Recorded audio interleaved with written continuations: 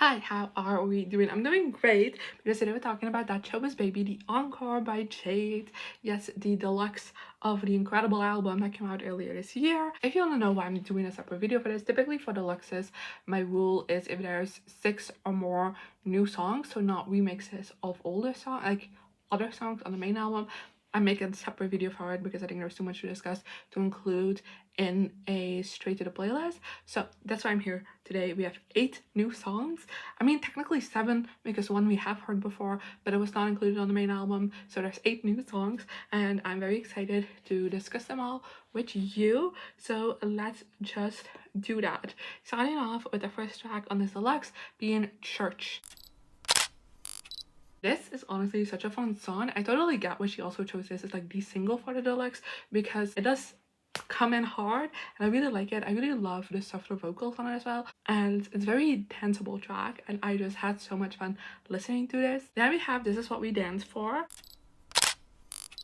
And as the title suggests, this is definitely a dance song, and I could not sit still while listening to it. It just has that vibe to it, and again, I really liked it. Then next we have Dreamcheater. And honestly, the concept of this one, just like lyrically, is so interesting to me because I feel like it's so uncommon in songs. Like the whole thing of in my dream, I like hooked up with someone else, so I technically cheated on you in my dreams. Is an interesting one. I feel like that's something I would have never come up with, but I do think it is kind of like a fun theme for like a song, if that makes sense. And it like production wise, it feels very light and dreamlike, which totally fits kind of like the theming of this one, I guess. So again, I really like it, but it's very unexpected. Then next we have Best You Could. This one is a bit more of a ballad, but also like has a bit of a dance moment to it. So I really like it. I think it's absolutely stunning, and I feel like the whole message of it is very sweet yet very heartbreaking at the same time, because the whole concept of this song is kind of someone helping you through really hard times. And yeah, I don't know, I thought it was stunning and I really love it. And next we have Use Me. And the start of this song really reminded me of like Kylie Minogue, like early 2000s music. So I really like that. But again, it became very dancey, and another song that I really couldn't sit still to. And I don't know, I really liked it. I feel like I don't have that many deep thoughts about this deluxe. I apologize. Then next we have Frozen. This is what I said that technically we got an earlier. There's a cover of a Madonna song that she did for Amazon Music, I believe, a couple like very early on in her solo stuff. But it has also been a very constant cover throughout this era so far, so I totally get why it was included on this deluxe, because I do think it fits into the world of that showbiz baby effortlessly, and it kind of sounds like it was truly made for it, and it really fits Jade really well, so of course I also really like it. And next we have If My Heart Was a House. And I immediately fell in love with this song from the first note. It has a bit of like a creepy vibe to it, and I just overall really love the metaphor of it, of like staying away from like a part in your house, because as if it's like a dark room in a house that you don't want someone to go into. I really like that metaphor to it, and the way the lyrics just in general were written, I really liked. It was very visual, if that makes sense. And I could not sit still to this song at all, so it's a banner in that sense as well. And then finally we have Thor.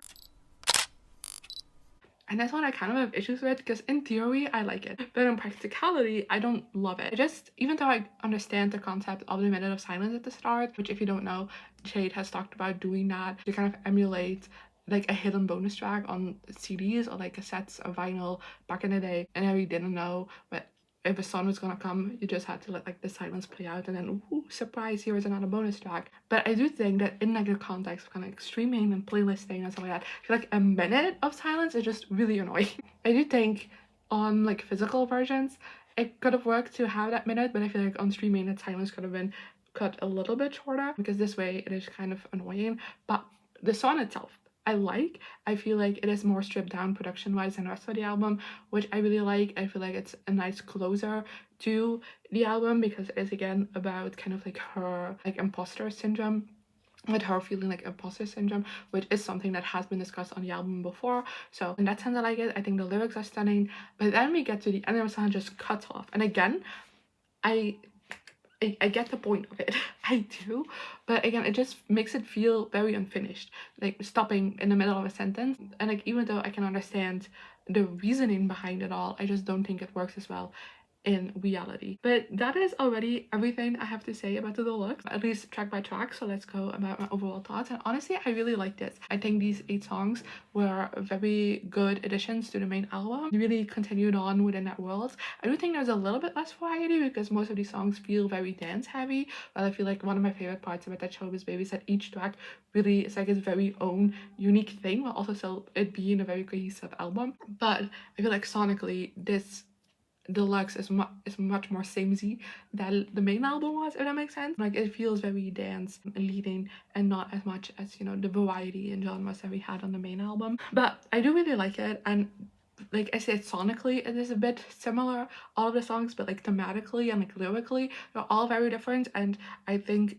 Jade is just like has a very creative mind, and as I mentioned, there are songs on here where I'm thinking like that's a topic I never thought anyone would ever write a song about, but like Jade does it really well. And I also really just think she is great at songwriting and like creating visuals around like certain feelings and something. So that definitely was a strong suit that was in the main album that got carried on into this deluxe.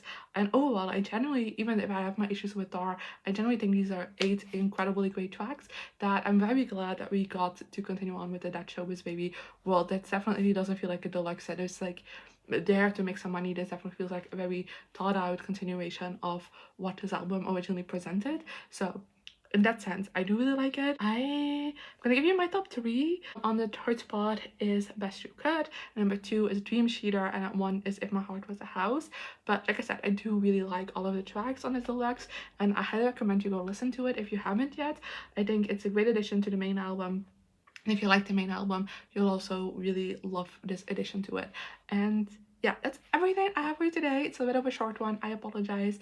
But like I said, it is 8 new songs, so it felt like a bit too much content to put into my straight to the playlist video, but it is a bit short for a video like this, I know, I apologize, but I hope you liked it anyway. Let me know in the comments what you thought of these songs, and then hopefully I'll see you next time. Good. Here I am again, the same old situation. Why does the God thing have to be so